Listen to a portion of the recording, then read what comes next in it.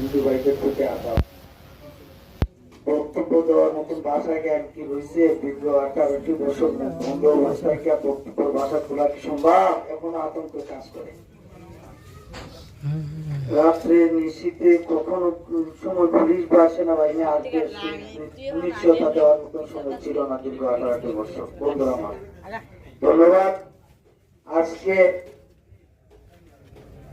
আমাদের সামনে যে জনতা আপনারা জানেন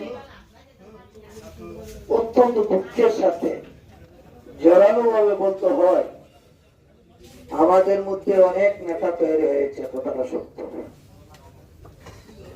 আজকে যিনি উদ্যোগে পথসভা আয়োজন করেছেন আমার শ্রদ্ধেয় স্যার জননেতা জনাব মিফতাউদ্দিন আহমেদ রুমি সাহেব, ওনার সুযোগ্য সন্তান। আমি অ্যাড্রেসিং করতে গেলাম না, সময় অল্প, কিছুক্ষণ পরে আগাম পড়ে যাবে। দিনের কথা শোনার জন্য আমরা এত সব কাম কাজ ফেলে চলে আসছি। আমার মতন মানুষ এই মূল্যবান সময়টুকু নষ্ট করবো না বন্ধুরা আমার। আমরা স্বাধীন পেয়েছি, আমরা 7 বার যুদ্ধ বিধ্বস্ত দেশ বাংলাদেশ। শেখ হাসিনা আমলে আরেকটা যুদ্ধ হয়েছে, সেই যুদ্ধটুকু হয়েছে কারো সন্তান, কারো ভাই, কারো ছেলে, কারো আত্মীয় ইউনিভার্সিটি ফেলে সন্তান হারাইতে হয়েছে, স্বজন হারাইতে হয়েছে।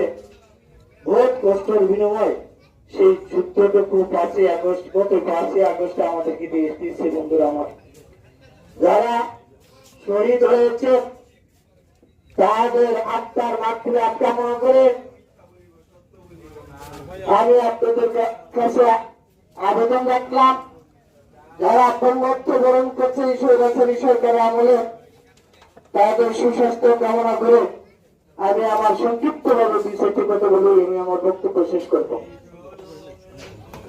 বিষয়টা আমাদের বিএনপির কর্মদার উনি জনাব নাসিরউদ্দিন চৌধুরী সাহেব,